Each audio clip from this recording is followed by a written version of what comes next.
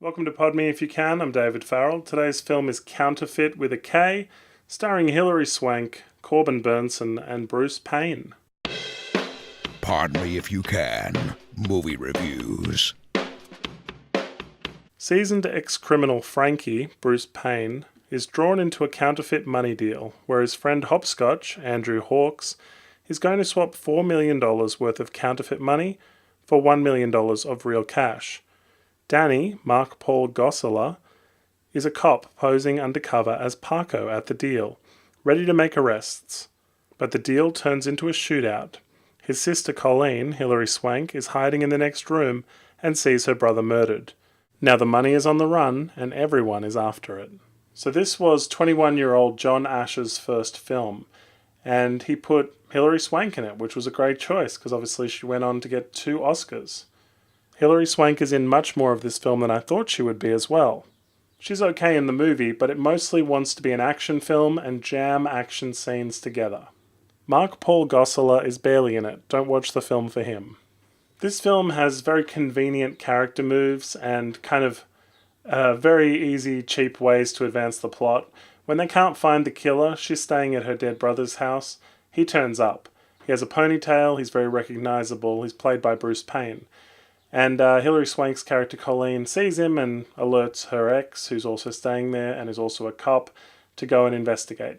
Then when they can't find him, she goes to a club with no motivation, knowing that he's there, knowing that this ponytailed guy is at the club. And that's fine, but we don't really get an explanation as to how she knows that. It's just to progress the plot, I guess, which is kind of bad scripting. Corbin Bernsen plays Hopscotch's brother, and they hide at his place after a shooting. It's a very average role, and it's not memorable. The guy who plays Hopscotch, Andrew Hawkes, is full of snappy one-liners. He's like a bouncing off the walls, chewing the scenery kind of actor. He just doesn't fit in this movie at all, and he stands out in a really bad way. He's like a cartoon character, with lines like, someone says, "Are you laying low?" and he says, "Lower than whale shit." Don't get me started on the K and Kounterfeit. I mean, it's the kind of movie where they're printing and then cutting money. And the K and Kounterfeit, I suppose, is to tell us that this isn't even real. Like, this is such a counterfeit movie that the word counterfeit is with a K. But it doesn't play into the role, like in the film at all. It's just, like, to separate it, I suppose, from another film called Kounterfeit with a C. My favourite bit of the film is when Vic, who's her ex-boyfriend cop, makes cornflakes with blueberry Pop-Tarts on top, he pours Coke inside, and he ashes his cigarette. He's such a dirtbag. It's such a disgusting breakfast.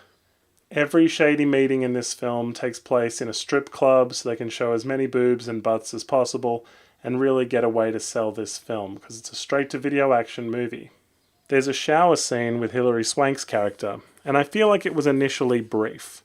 So they've pumped it up with a body double, cutting in as many additional shots that look enough like Hilary Swank's body might look in order to add some flesh to this movie. But it's clear that there was a quick shot of her getting under the shower head, and then a shot of her being dressed afterwards. Everything else is questionable. So Hilary Swank dances for him, auditions to be a stripper, and he immediately thinks she's so great that he carries her upstairs for sex, where so many candles are lit, it is so bad. Look, this is pretty silly as a movie.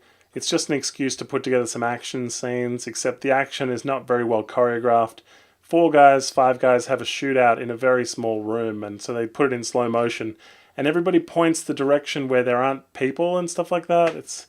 There are girls and guns, and that's kind of all they have for this film. There's a mass of double crosses, and a real whodunit about this film, but it's not particularly rewarding when you get to the end and there's a shootout, and no one has any guilt for their actions. Michael Gross, the dad from Family Ties, is in this as a police captain. Ben Foster makes his film debut as a curious neighbour. The film has a cheap, annoying soundtrack, very crummy action scenes, characters you definitely don't care about, very bad dialogue.